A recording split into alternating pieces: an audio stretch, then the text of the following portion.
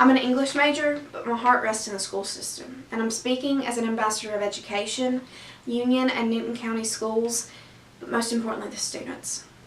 A recent school board meeting addressed the current superintendent's plan to block transfers from Newton County High School to Union High School.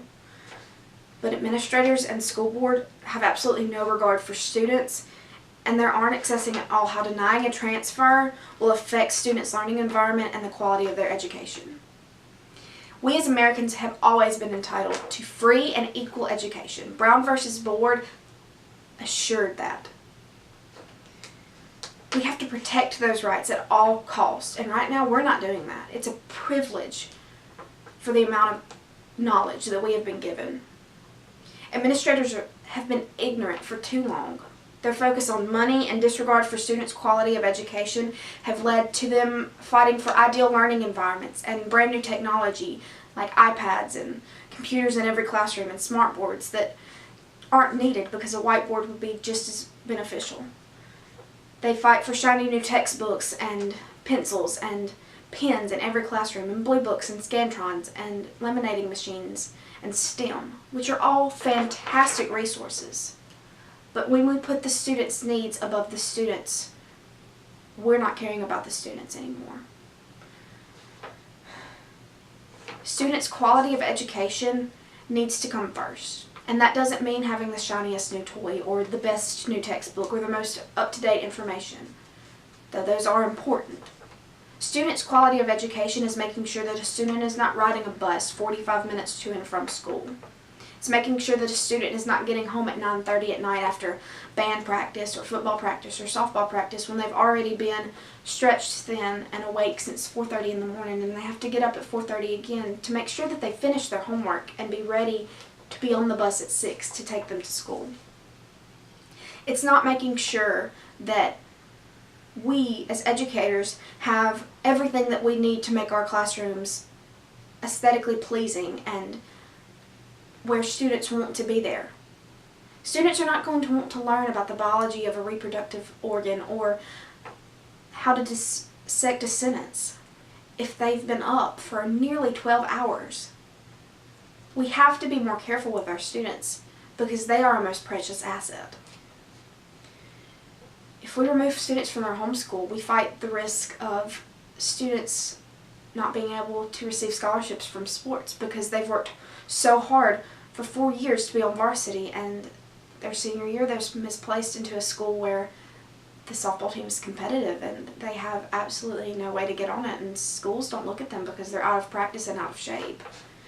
A valedictorian who was assured a spot at his previous school might fall behind with the displacement and unfamiliarness of the new school. He might not understand how to budget his time correctly with periods instead of block schedule and 4 to 5 homeworks hours a night. He falls behind and loses his scholarship as well.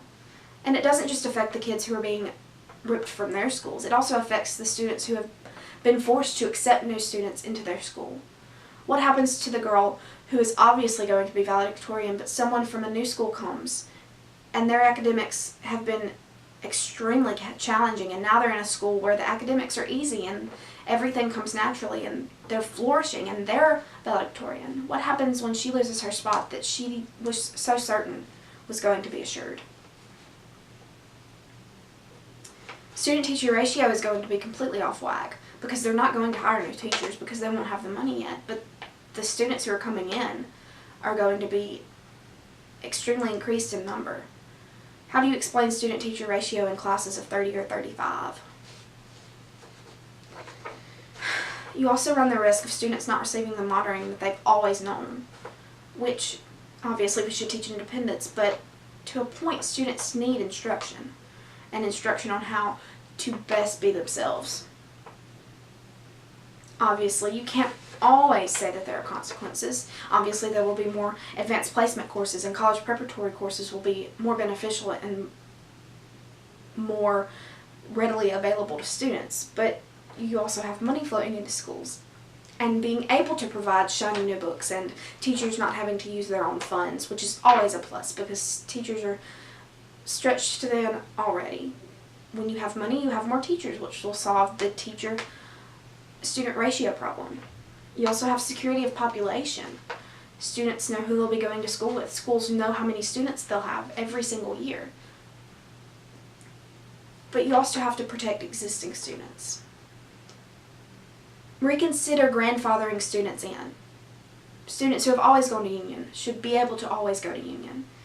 Their siblings should be granted immunity, because if parents are forced to take students to two separate schools, they're more likely to move into one of the school's school district, which hurts not only the community, but also the students, because they're taken from the lives that they've always known. Redraw district lines. It's expensive and it's time consuming and it's very legal, but wouldn't this equalize student lines and equalize student population, and in the end equalize districts, giving each school the opportunity to have just as much money as the other? I understand why you're doing this, because there is a need. Schools shouldn't have to wonder each year how many students they're going to have, or if they're going to have to grant transfers. Students shouldn't have to wonder every year if they're going to be able to go back to the school that they've always known. I think that you should redraw the district lines or grandfather transfers in to make it easier for students to know where they're going to go and where they're going to be. It's important that we do this, and I understand that, and I'm not angry. But you have to evaluate the severity of it and how it's going to affect students. And not just Union students, but also your own, because they're being misplaced just as much as Union students are being ripped out of their homes.